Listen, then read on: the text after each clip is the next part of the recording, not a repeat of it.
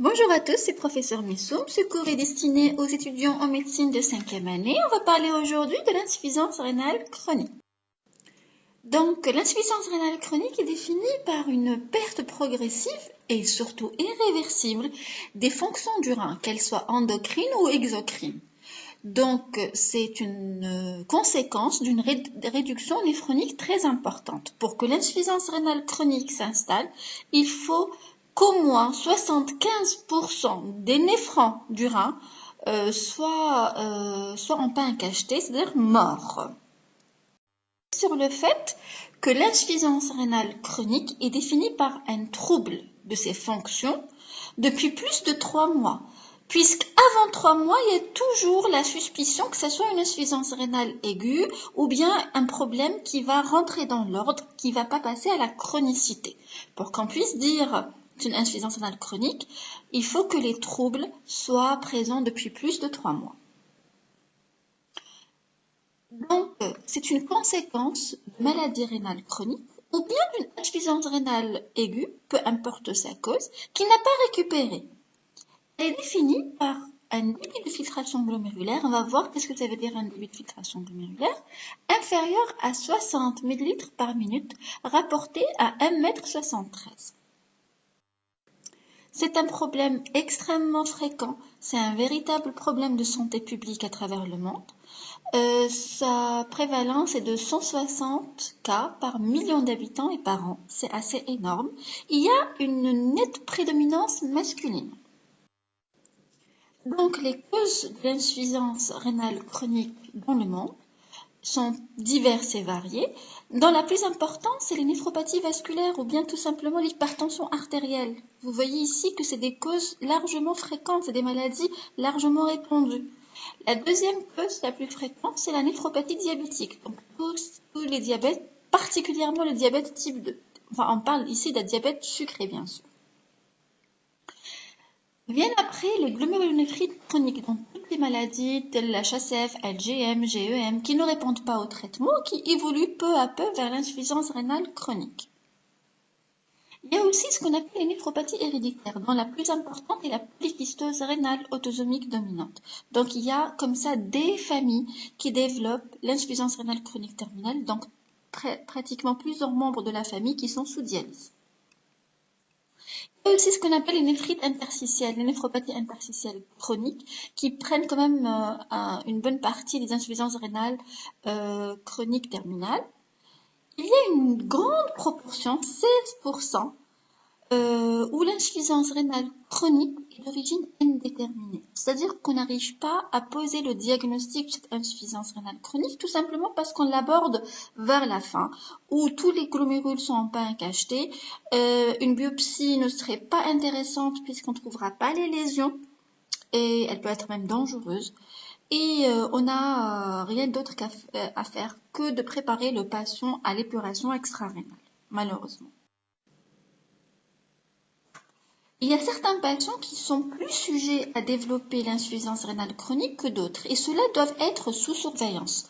Donc, sans surprise, tous les patients hypertendus et ayant une maladie vasculaire, puisque de toute manière, c'est la première cause, c'est la première étiologie de l'insuffisance rénale. Les patients diabétiques. Les patients ayant eu de l'insuffisance rénale aiguë, il faut vérifier qu'ils récupèrent, c'est très très important. Les patients ayant des problèmes urologiques tels que les lithiases ou des tumeurs qui peuvent retentir sur le rein et par la suite développer des lésions chroniques. Les patients âgés, tout simplement parce qu'à partir de 60 ans, les reins vieillissent et deviennent défaillants, comme la peau qui devient ridée, comme les articulations qui deviennent comme ça en raideur. Le rein aussi, comme tous les organes de l'organisme, vieillit et il y a un risque de développer une insuffisance rénale chronique. Il y a les maladies, bien sûr, tout patient ayant des antécédents familiaux de maladies rénales, donc ça rentre dans le cadre des maladies héréditaires. Et les patients obèses, tout simplement parce que les personnes obèses ont plus de besoins métaboliques. Les reins travaillent pour plusieurs kilos en plus de gras, donc ils doivent nettoyer les déchets de ces cellules. Et plus les reins vont fonctionner d'une façon plus intense. Donc, il se fatigue plus vite. Donc, devant une dégradation de la fonction rénale, devant un bilan rénal perturbé, la première des choses, c'est de s'assurer que c'est une insuffisance rénale chronique. Vous savez que la différence entre l'insuffisance rénale chronique et l'insuffisance rénale aiguë, en fait, toutes les deux, elles ont des caractères similaires et des caractères qui les différencient. Les caractères similaires, c'est que toutes les deux présentent une perturbation des fonctions rénales, les fonctions d'épuration. C'est-à-dire que les reins n'arrivent plus à épurer l'organisme. Ce qui diffère entre la chronique et l'aiguë, c'est que les fonctions endocrines sont conservées dans l'insuffisance rénale aiguë. C'est-à-dire que la lésion est tellement aiguë que ces fonctions endocrines n'ont pas eu le temps de disparaître. Par contre, dans l'insuffisance rénale chronique, les fonctions endocrines sont largement atteintes. Pour rappel, les fonctions endocrines du rein, c'est de sécréter l'érythropoïétine, qui est une hormone qui stimule l'érythropoïèse, donc la production des globules rouges. Le rein active la vitamine D, vous savez, la 25OH, hydroxylation, ça se passe au niveau du foie, et la 1-alpha, enfin la 1OH, l'hydroxylation 1 se fait au niveau rénal. Donc la vitamine D n'est pas activée, la deuxième activation n'est pas faite si le rein est défaillant d'une façon chronique. Le rein équilibre la tension artérielle, mais c'est une fonction endocrine liée à la rénine qui peut être perturbée dans l'insuffisance rénale aiguë. Donc on ne prend pas en considération la perturbation de la tension artérielle, qui peut avoir d'autres origines et simuler une insuffisance rénale chronique. Autre chose, le rein sécrète les hormones de croissance. Donc, si on a une consultation pédiatrique, dès qu'on voit l'enfant arriver à la consultation, on va juger de sa taille et de sa croissance staturopondérale. S'il y a un retard, tout de suite, je sais que la dysfonction du rein est chronique. Donc, c'est une bonne base que je vous donne là pour faire la différence entre l'insuffisance rénale chronique et l'insuffisance rénale aiguë. Mais il ne faut pas être fermé, il ne faut pas être dans un carré rigide. Donc, pour donner des exemples, on a vu que l'anémie, si elle est présente, elle reflète plutôt une insuffisance rénale chronique par déficience en érythropoïétine qui est sécrétée par les reins. Mais il ne faut pas être carré, il y a des exceptions. Par exemple, la polykystose rénale qui entraîne, c'est une maladie héréditaire qui entraîne une insuffisance rénale chronique. Dans cette maladie-là, l'insuffisance rénale chronique est associée à un taux d'hémoglobine normal, voire élevé, tout simplement parce que les kystes qui définissent cette pathologie qui est la polykystose rénale, c'est la présence de plusieurs kystes au niveau du rein, sont des grands sécréteurs d'érythropoïétine, malgré que les glomérules sont morts, malgré que le rein est en insuffisance rénale chronique. Donc c'est une exception. Dans la polykystose rénale, on a une insuffisance rénale chronique avec hémoglobine normale, voire élevée. Le deuxième caractère, c'est la présence ou non d'hypocalcémie. Vous savez, quand on a une hypocalcémie, on est presque sûr qu'on est dans l'insuffisance rénale chronique, tout simplement parce que la vitamine D n'est pas activée et on aura une diminution de l'absorption du calcium au niveau intestinal. Mais il y a des exceptions. Imaginons une insuffisance rénale chronique sur myélome multiple, sur métastase osseuse. Et souvent ces cas en consultation néphrologique. Donc, c'est des insuffisances rénales chroniques à calcium normal, voire élevé. Donc, pour être un bon médecin, il faut bien sûr prendre ces règles de l'anémie et de l'hypocalcémie comme critères de l'insuffisance rénale chronique, mais ne pas passer à côté d'une insuffisance rénale chronique à hémoglobine conservée dans la polykystose rénale, parce que ces kystes sécrètent énormément d'érythropoïétine, et de ne pas passer à côté d'une insuffisance rénale chronique à calcémie normale, tout simplement parce que la calcémie a d'autres causes. L'hypercalcémie a d'autres causes, telles que le myélome multiple ou les métastases osseuses.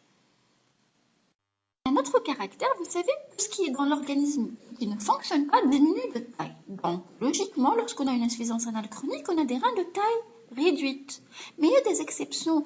Il y a des insuffisances rénales chroniques avérées à reins de taille normale.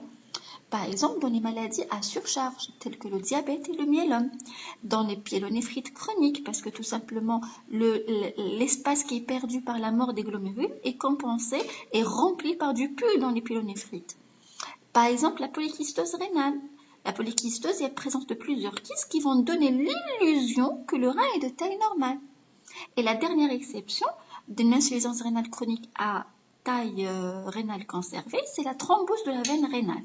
Donc vous imaginez si on a une fermeture de la veine rénale, il y aura toujours une rentrée du sang par l'artère rénale, ce qui va entraîner que le rein reçoit le sang, mais ne l'élimine pas. Il ne va pas être éliminé dans les veines, ce qui va entraîner un engorgement rénal et ça va entraîner une illusion d'une taille normale du rein, malgré une insuffisance rénale chronique. Ce qu'il faut faire par la suite, après avoir défini la chronicité de la lésion, de la perturbation du bilan rénal qu'on reçoit, il faut déterminer le stade, puisque l'insuffisance rénale chronique a des stades. Et pour stader cette insuffisance rénale chronique, il faut calculer le débit de filtration glomérulaire. Ça veut dire combien la quantité de sang que le rein filtre par minute. C'est-à-dire qu'il va épurer la quantité de sang épurée par minute. Et pour cela, on va utiliser la formule de Cockcroft. Donc, je vous conseille vivement soit de la prendre par cœur, soit de télécharger sur votre téléphone, vos téléphones intelligents, vos smartphones, l'application pour faire ce calcul-là. Ça va beaucoup vous aider dans votre vie professionnelle, peu importe la spécialité que vous allez faire plus tard. Une fois qu'on calcule le débit de filtration glomérulaire, on pourra classer l'insuffisance rénale en stade 1, 2, 3A, 3B, 4 ou 5. Donc le stade 1, c'est pas vraiment une insuffisance rénale. En fait, le débit de filtration est supérieur à 90.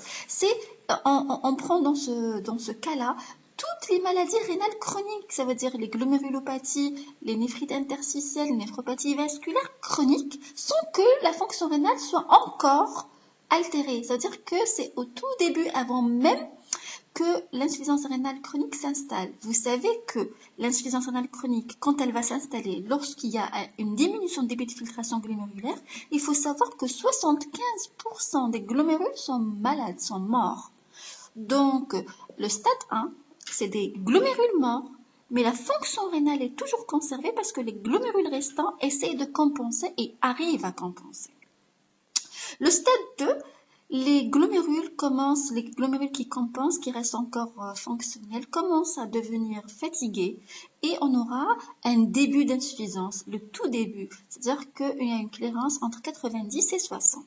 Après, l'insuffisance rénale va s'installer, l'insuffisance rénale chronique proprement dite, ça veut dire inférieure à 60 ml, un débit de filtration inférieur à 60 ml par minute par 1,73 m. Donc, à partir de ce moment-là, on va classer l'insuffisance rénale en légère, modérée, sévère. Et selon la classe, la symptomatologie va différer et les complications qui arrivent sont très différentes. Donc, le stade 5, c'est l'insuffisance rénale terminale. Ça veut dire que c'est le moment où il faut commencer l'épuration extra-rénale. Pourquoi on a une insuffisance rénale chronique? Donc, l'insuffisance rénale chronique, on a vu que les étiologies étaient diverses et variées. On a vu la tension artérielle, le diabète, etc., la néphropathie glomérulaire. Mais lorsqu'on a une insuffisance rénale et qu'on étiquette la chronicité, qu'on décide que c'est chronique, qu'on la classe, il faut au moins avoir une orientation diagnostique. Il faut savoir chercher une étiologie d'une façon précise. Parfois, c'est évident, un patient qui a des antécédents d'HTA sur 20 ans ou d'un diabète sur 30 ans, mais parfois, c'est pas évident. Il n'y a pas une étiologie comme ça qui saute comme ça à la figure. Donc, il faut la chercher, il faut être orienté. Donc, l'insuffisance rénale chronique peut avoir plusieurs causes. Soit elle est héréditaire, donc dans la famille, il y a des antécédents de maladies telles que la polykystose rénale, maladie d'Alport. En tout cas, il vous dira qu'il a un ou deux tantes qui dialysent, il a un cousin qui suit en néphrologie. Dans ce cas, on est orienté vers une maladie héréditaire et on va explorer dans ce sens. Maintenant, si l'interrogatoire ne nous oriente pas vers une maladie de système ou maladie générale, telle que le diabète, qui expliquerait l'insuffisance rénale. On n'a pas une maladie héréditaire qui peut l'expliquer. On va aller chercher à tâtons, comme ça, l'étiologie. L'étiologie, il n'y a pas 36 000. Soit elle est glomérulaire, soit elle est tubulo-interstitielle, soit elle est vasculaire. Donc l'insuffisance rénale chronique, elle a que ces trois origines. Lorsqu'on suspecte une atteinte tubulo-interstitielle, c'est-à-dire une insuffisance rénale chronique tubulo-interstitielle, lorsqu'on explore, lorsqu'on examine le patient, on va se rendre compte très vite que cette insuffisance rénale chronique est nue. Elle est ni associée à une HTA, ni à une protéinurie majeure, ni à une hématurie. C'est ce qu'on appelle, nous, les insuffisances rénales chroniques nues, silencieuses. Dans ce cas, on est presque sûr qu'elle est tubulo-interstitielle. Et après, on va chercher dans toutes les causes des néphrites interstitielles chroniques pour avoir l'étiologie. Elle peut avoir une origine glomérulaire. Dans ce cas, la symptomatologie est très vivante, très riche. On a un syndrome néphrotique, on a une hématurie, on a une protéinurie importante, on a un syndrome de néphropathie de glomérulonéphrite chronique. Ça veut dire qu'on a des signes au lapstix. On a une HTA, on a une protéinurie, on a une hématurie. Donc, c'est un tableau riche. Dans ce cas, on est dans les néphropathies glomérulaires. Ici, si on a toujours le temps de faire une biopsie, c'est bien, mais quand elle est avancée, quand l'insuffisance rénale est très avancée, ça va être qu'une hypothèse. On ne peut pas aller plus loin. L'insuffisance rénale chronique, elle peut être d'origine vasculaire aussi. Dans ce cas, l'HTA est au premier plan et le lapstix est très pauvre. Donc, pour avoir une orientation face à une insuffisance rénale chronique, soit c'est l'interrogatoire, donc on aura tout de suite l'étiologie qui saute directement au visage, soit une HTA, soit un diabète, soit une maladie de système. Le plus important, c'est que c'est évident. Soit on va chercher plus étroitement dans l'interrogatoire et on va trouver des antécédents familiaux. On va chercher des signes de maladie héréditaire. Dans le cas échéant, c'est-à-dire ni l'un ni l'autre, on va aller chercher nous-mêmes cette insuffisance rénale chronique. On va s'orienter grâce à un examen clinique. On va faire un lapstix, une protéinurie des 24 heures, une prise tensionnelle. Si l'examen revient en faveur d'une insuffisance rénale chronique nue, sans HTA, sans lapstix, pas de protéinurie, pas d'hématurie, ou bien très très peu. Donc on est sûr qu'on est dans les néphrites interstitielles chroniques. Et on va aller chercher plus précisément les étiologies des néphrites interstitielles chroniques. Maintenant, si le lapstix est riche, on a une HTA, on a une protéinurie, on a une hématurie, là on est sûr que c'est glomérulaire. Ici malheureusement, si on arrive trop tard, la biopsie n'aura aucune valeur. On va trouver que des pains à cacher. Des pains à cacher, ça veut dire que c'est glomérule mort. Hein. Donc on verra pas, on saura pas est-ce que c'était une HSF, est-ce que c'était une LGM. Vous voyez, donc on sera pas vraiment orienté. Par contre, quand on fait un examen clinique, on trouve l'HTA au premier plan alors qu'au lapstix, il n'y a rien, c'est pauvre. On est presque sûr que c'est une néphropathie vasculaire chronique. On va aller vers l'HTA, vers la maladie embole de cholestérol qui est passée inaperçue, etc. Les séquelles d'un CHU, d'un syndrome hémolytique et urémique à long terme, etc. Donc, la question qu'on va se poser après avoir étiqueté la chronicité, stadé la maladie et cherché une étiologie, c'est la progression. Comment cette insuffisance rénale chronique progresse? Est-ce qu'elle progresse d'une façon naturelle? Est-ce qu'elle progresse trop vite? Alors, pour définir qu'est-ce que ça veut dire un déclin ou une dégradation, une progression de l'insuffisance rénale, on a une dégradation naturelle. Cette dégradation naturelle, elle se fait peu importe l'état général, c'est-à-dire que c'est une dégradation qu'on aura tous à partir de 40 ans. C'est une dégradation de 1 millilitre par minute par 1m73 par an. C'est-à-dire chaque année, on perd 1 millilitre par minute à partir de l'âge de 40 ans. Ça, c'est un déclin tout à fait naturel. On l'aura tous, c'est un vieillissement naturel du rein. Par contre, lorsqu'on a une maladie rénale chronique, une insuffisance rénale chronique, il y a deux déclins différents. Il y a le déclin modéré qui est complètement compréhensible et tout à fait tolérable. C'est un déclin entre 1 et 5 millilitres minute. Donc, c'est la progression naturelle de la maladie rénale. Il y a un déclin qui est dit rapide, un déclin supérieur à 5 ml par minute, chez un insuffisant rénal chronique étiqueté. Dans ce cas, il faut sonner l'alarme. Il y a un problème. Cette dégradation est beaucoup trop importante que voudrait l'histoire naturelle de l'insuffisance rénale chronique. Il faut chercher la cause. Donc, Il y a des causes de progression rapide de la dégradation de l'insuffisance rénale qui sont évitables et d'autres qui ne sont pas évitables, malheureusement. On va commencer par les évitables parce qu'on va pouvoir agir. Donc la première cause, c'est le déséquilibre tensionnel. On n'arrive pas à équilibrer la tension. On a des objectifs lorsqu'on est en insuffisance rénale chronique de tension et qui sont bien définis. Donc si on a une albuminurie supérieure à 30, il faut viser une tension inférieure à 130-80 mm de mercure. Si on a une protéinurie, une albuminurie inférieure à 30 mg par 24 heures, on va cibler plutôt une tension inférieure à 140-90 mm de mercure. Donc, si la tension est déséquilibrée, ça va entraîner une progression rapide de la fonction rénale. Deuxième facteur de progression, c'est la protéinurie. On va essayer et s'acharner à avoir une protéinurie inférieure à 0,5 g par 24 heures.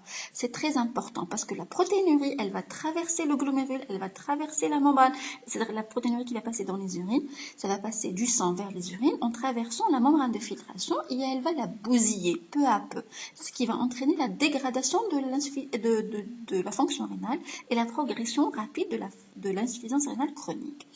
Donc notre but est de maintenir une protéinurie inférieure à 0,5 g par 24 heures et ça se fait grâce aux IEC et ARA2 qui sont des médicaments connus pour être des néphroprotecteurs et réducteurs de la protéinurie. La troisième des choses, c'est la restriction protéique. Il faut s'acharner à avoir une restriction protéique modérée chez le patient. C'est-à-dire il doit diminuer ses protéines alimentaires, ce qui va par la suite diminuer la protéinurie. Donc moins on aura de protéines alimentaires ingérées, moins on aura des protéines à éliminer dans les urines. Et la restriction doit être modérée. Donc entre 0,8 à 1 g par kilo et par jour. Il ne faut pas complètement éliminer les protéines lorsqu'on a un patient en insuffisance rénale chronique. Tout simplement, il faut maintenir la masse musculaire, sinon il ne pourra pas se lever de son lit. Il aura une amyotrophie. Le quatrième facteur de progression, c'est le déséquilibre glycémique. Il faut s'acharner à équilibrer la glycémie chez les patients diabétiques porteurs d'insuffisance rénale chronique ou non porteurs d'insuffisance rénale chronique, tout simplement parce que s'il n'a pas une insuffisance rénale chronique, c'est pour éviter qu'il développe l'insuffisance rénale chronique. Et s'il a une insuffisance rénale chronique, c'est pour éviter qu'il progresse rapidement vers la dialyse. Le cinquième facteur de progression, c'est la prise médicamenteuse de médicaments néphrotoxiques. Donc, on va rajouter un facteur toxique sur des reins fragiles. Il faut faire très attention. Autrement dit, il faut éviter toutes les causes d'insuffisance rénale aiguë surajoutées à une insuffisance rénale chronique parce que tout simplement, on va dégrader la fonction rénale beaucoup plus rapidement. Il faut arrêter le tabac parce que le tabac dégrade la fonction rénale. Et il faut motiver son patient pour perdre du poids, tout simplement, pour préserver la fonction rénale. Ce qui lui reste des glomérules vont être soulagés, ils vont avoir un travail moindre lorsqu'ils perdent du poids, lorsqu'ils perdent la masse grasse. Malheureusement, il y a des facteurs de progression qui ne sont pas modifiables. C'est notamment le type de l'insuffisance rénale, le type de l'atteinte de la néphropathie qui cause l'insuffisance rénale chronique. Certaines néphropathies sont méchantes naturellement. Le deuxième facteur qui n'est pas modifiable, c'est au moment du diagnostic, on va avoir une insuffisance rénale chronique et on va stader. Donc, on ne peut pas revenir en arrière. Si on arrive à diagnostiquer l'insuffisance rénale chronique, par exemple, au stade de 3B, on ne va pas arriver en arrière, on ne peut pas reculer en arrière. Donc, c'est irréversible. Et il faut savoir que les sujets, les humains noirs, de race noire, sont plus fragiles parce qu'ils naissent avec des reins qui ont moins de glomérules. Ils sont hyponéphroniques, c'est-à-dire qu'ils sont plus fragiles et plus susceptibles de développer une insuffisance rénale. Ils sont plus susceptibles de dégrader d'une façon plus rapide la fonction rénale. Donc, passons aux complications. Cette insuffisance rénale chronique va avoir des complications diverses et variées qu'il faut savoir gérer. Donc, les complications les plus fréquentes, c'est les atteintes cardiovasculaires. Le patient va se transformer un véritable syndrome métabolique et un facteur de risque cardiovasculaire. Il va avoir des lâchetés et de l'athérosclérose. D'où justement l'introduction depuis quelques années de l'insuffisance rénale chronique en facteur de risque cardiovasculaire. Parmi les multiples facteurs de risque, le stress, l'obésité, le tabac, etc., il y a aussi l'insuffisance rénale chronique. Les patients d'insuffisance rénale chronique développent des troubles osseux, tout simplement parce que le rein n'active plus la vitamine D.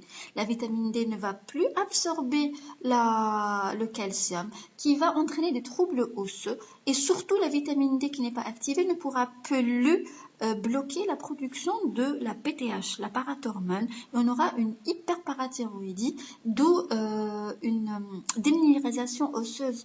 On va puiser le calcium au niveau de l'os, ce qui va entraîner une fragilité osseuse. Il y a aussi ce qu'on appelle l'hyperphosphorémie, augmentation du phosphore, tout simplement parce que le rein n'arrive plus à éliminer. Le phosphore est un déchet alimentaire. On en a besoin, c'est-à-dire une partie est utilisée pour construire l'os et pour des besoins métaboliques, mais le rein n'arrive plus à éliminer le surplus et on aura une augmentation du phosphore qui va entraîner des troubles osseux et des troubles aussi des calcifications vasculaires. La troisième complication importante, c'est l'acidose métabolique. Cette acidose métabolique est la cause d'une défaillance rénale chronique puisque le rein n'arrive pas à éliminer la charge acide qu'on reçoit à chaque fois qu'on s'alimente et on aura un pH sanguin très bas. Et ça va aggraver les lésions osseuses, cette acidose. On aura une anémie normocytaire normochrome arégénératif, tout simplement parce que le rein ne sécrète plus l'érythropoïétine. Donc retenez une anémie normocytaire normochrome arégénératif. Le patient d'insuffisance rénale chronique sera dénutri, tout simplement parce que l'accumulation de ces déchets au niveau de son organisme va entraîner une perte d'appétit, mais surtout ce patient va être obligé de suivre un régime draconien. On va essayer d'éviter la charge de l'organisme par les déchets, c'est-à-dire que lorsqu'on mange énormément de protéines ou d'aliments riches en phosphore. Donc, on va essayer de donner au patient un régime très strict et associé déjà à sa perte d'appétit, il sera vite tombé dans la dénutrition. Et quelque chose de très important, l'insuffisance rénale chronique va perturber la fertilité, qu'elle soit chez la femme ou chez l'homme. Donc, il y aura une diminution de la fertilité, une diminution des chances de grossesse. Il faut savoir aussi que plus on avance dans l'insuffisance rénale chronique, notamment lorsqu'on arrive au stade de dialyse, l'urée et les déchets azotés vont augmenter et ça va donner un symptôme qu'on appelle le symptôme d'intolérance à l'urée. C'est un syndrome métabolique qu'on va voir juste avant la nécessité de la dialyse. C'est-à-dire que ça va entraîner des troubles tellement importants qu'on sera obligé de dialyser. C'est un syndrome urémique. Il est associé à des troubles, c'est-à-dire des troubles digestifs, des nausées, des vomissements. Le patient n'arrive plus à avaler des aliments. Il a des douleurs abdominales, des nausées et des vomissements. Il aura aussi des troubles cardiovasculaires, c'est-à-dire des troubles fonctionnels, mais aussi une péricardite secondaire à l'augmentation de l'urée, qui est très dangereuse. Mais aussi de troubles neurologiques. Il y aura des insomnies,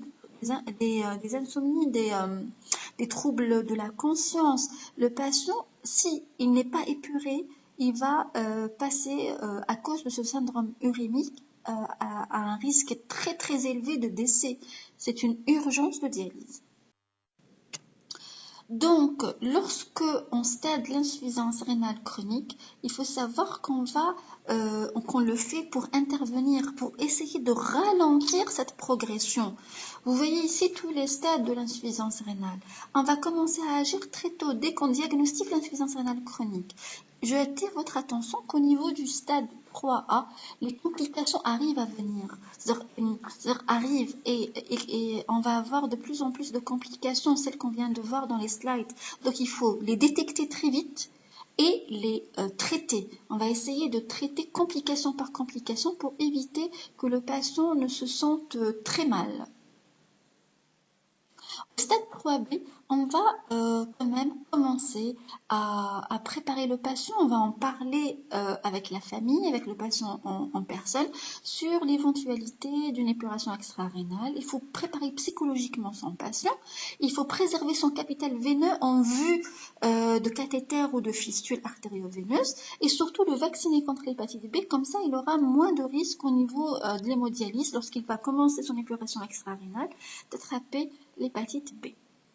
Et arrivant au stade de dialyse, il faut vraiment soutenir ce patient psychologiquement, lui proposer les différentes techniques d'épuration extra-rénale et lui proposer systématiquement la transplantation rénale puisque ça est le meilleur traitement de l'insuffisance rénale chronique.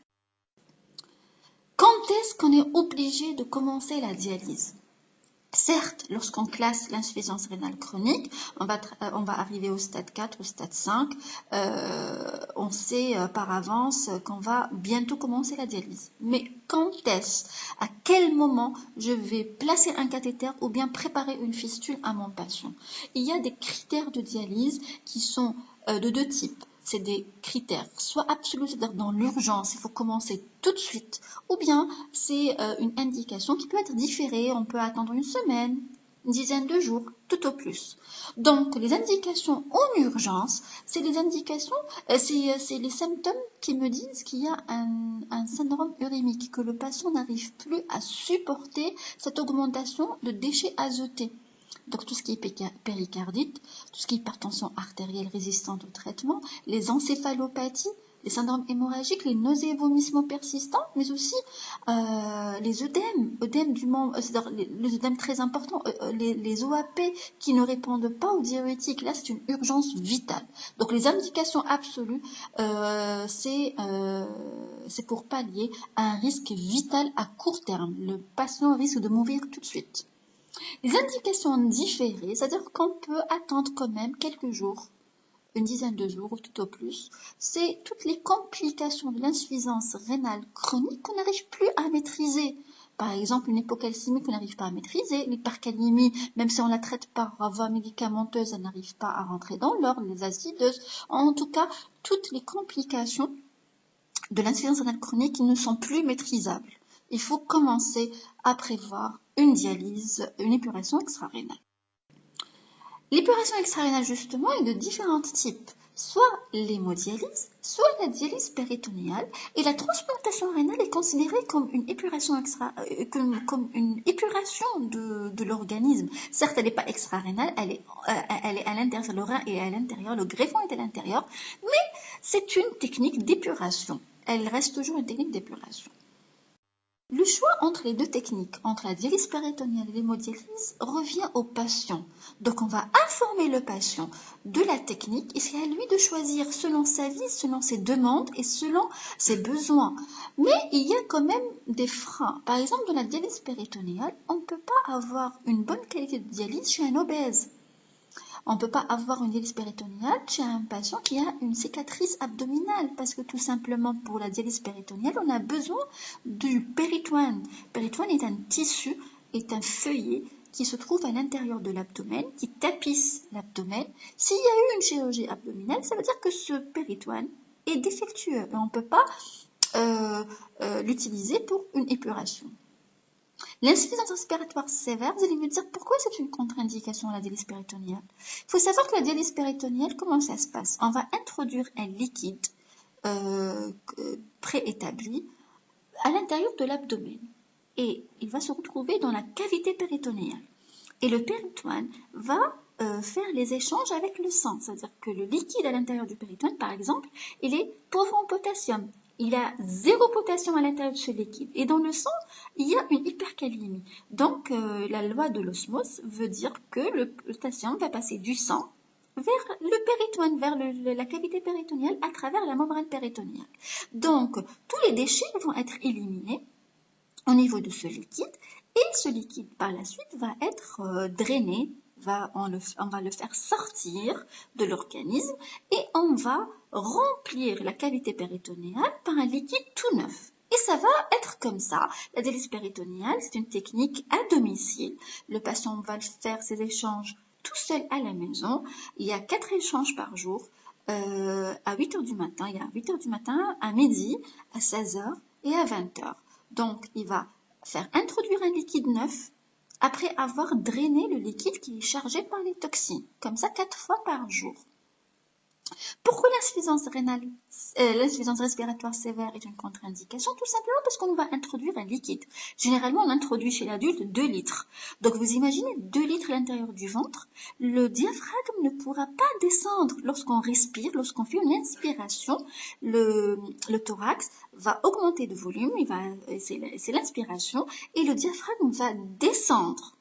Si l'abdomen est rempli de 2 litres, ou bien d'un liquide, ça va entraîner une diminution de la course diaphragmatique. Et on ne pourra pas avoir une inspiration profonde qui va finalement gêner les personnes qui ont une insuffisance respiratoire sévère et même entraîner des apnées ou des dyspnées à longueur de la journée. Et c'est ainsi qu'on explique cette contre-indication à la dialyse péritonéale. Il y a des contre-indications qui ne sont pas médicales, c'est-à-dire qui sont rattachées à la personne elle-même. Vous savez, la dialyse péritonéale est une dialyse à domicile, c'est-à-dire que c'est le patient qui est seul face à cette technique de dialyse. Imaginons un patient qui est aveugle ou un patient qui n'arrive pas à bouger, qui est tétraplégique ou bien très âgé, il n'arrive pas à gérer, il ne voit pas bien, etc. Ces patients, on ne peut pas leur proposer la dialyse péritonéale. Ils ne sont pas soutenus dans leur famille pour pouvoir faire la dialyse péritonéale. Ils sont ni autonomes, ni entourés pour pouvoir faire cette dialyse à domicile. En ce qui concerne l'hémodialyse, c'est une technique d'épuration en fait, les deux techniques se valent. C'est vraiment le patient qui va choisir. Les contre-indications de l'hémodialyse, c'est tout simplement une insuffisance cardiaque, une intolérance hémodynamique. Vous savez que l'hémodialyse, c'est une machine, c'est un générateur. On va faire sortir le sang de l'organisme via une fistule artério-veineuse ou bien via un cathéter d'hémodialyse, c'est un cathéter qui fait sortir le sang. Et ce sang va passer vers la pompe au niveau du générateur et il va être épuré grâce à cet appareil. Et par la suite, le sang épuré va revenir vers l'organisme via la fistule ou bien via le cathéter. Donc vous imaginez, c'est une circulation extracorporelle. En fait, l'hémodialyse, c'est comme une épreuve d'effort. Le cœur va pomper plus, le sang va sortir et ça va entraîner... L'hémodialyse, le circuit extracorporel nécessite un cœur en bon état. Une insuffisance cardiaque sévère ne permet pas une épuration extra-rénale. Et il y a aussi une contre-indication telle que la difficulté d'avoir un abord vasculaire, un patient qui n'a pas de fistule, qui n'a pas de cathéter, on ne peut pas faire l'hémodialyse, on ne peut pas faire sortir le sang autrement. Mais aussi la contre-indication aux anticoagulants. Vous savez, une circulation extracorporelle, ça va passer dans des tuyaux, on est obligé d'anticoaguler pour que ça thrombose pas, pour qu'il n'y ait pas de cailloux au niveau de ce circuit de sang. Il y a des contre-indications qui ne sont pas médicales. Bon, c'est rare en Algérie, il faut le dire. Hein. Heureusement, c'est le fait que ces patients-là sont éloignés d'un centre de dialyse. Par exemple, en Chine, il y a un centre chaque 300 km, pardon. Il y a certains patients qui ne peuvent pas se déplacer vers les centres de dialyse. En Algérie, alhamdoulilah, il y a des centres de dialyse partout sur le territoire national. L'autre contre-indication non médicale, c'est la situation socio-professionnelle. Il faut savoir que l'hémodialyse, ça se passe dans des centres de dialyse, c'est 4 heures, un jour sur 2. Donc on va dialyser 3 fois par semaine pendant 4 heures. Il reste branché à la machine pendant 4 heures. Vous imaginez si ce patient travaille dans une administration ou bien il a sa propre société ou bien c'est un enseignant, peu importe. Ça va jouer énormément sur sa vie sociale et professionnelle, mais aussi pour les enfants qui suivent une scolarité. C'est pas possible si ils ratent les cours un jour sur 2. Les étudiants, on a énormément d'étudiants qui font une insuffisance rénale chronique, c'est malheureux de le dire, mais en Algérie, c'est plutôt les jeunes qui font l'insuffisance rénale chronique. Donc, ces patients-là vont plutôt passer vers la dialyse péritonéale, ce qui va leur permettre de gérer leur emploi du temps. Et comme la dialyse péritonéale, ça se passe 4 fois par jour, même pas 5 minutes, même pas un quart d'heure, au maximum un quart d'heure pour faire les échanges, ils peuvent les faire dans le bureau, à la maison. Ça coïncide avec les heures des repas. Donc 8 heures du matin, midi, 16 heures, 20 heures, c'est les heures du repas. Donc généralement, les étudiants et les gens qui travaillent sont libres à ce moment-là.